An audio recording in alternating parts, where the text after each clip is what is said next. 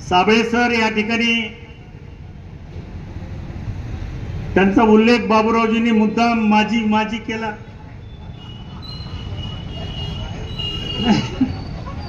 नाही पण एवढा भर माझीवर द्यायचं कारण नव्हतं।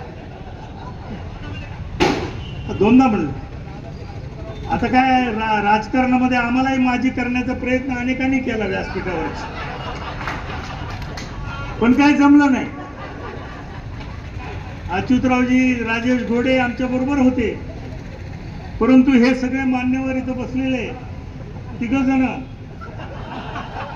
त्यांनी आम्हाला माझी करण्याचा प्रयत्न केला, परंतु शेवटी काय म्हणजे ज्याला म्हणतात ना ईश्वराच्या मनात जे असतं तेच होतं। शेवटी कुणी काही प्रयत्न करू त्याला जाणीव असते।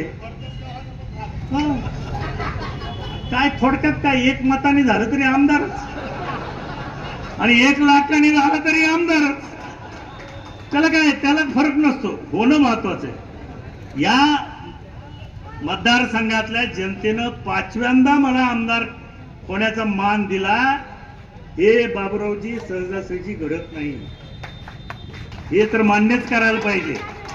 नाहीतर ह्या माजलगावची परंपरा आहे, एकदा आमदार झाला की घरी परत त्याचं नावही निघत नाही कुठं।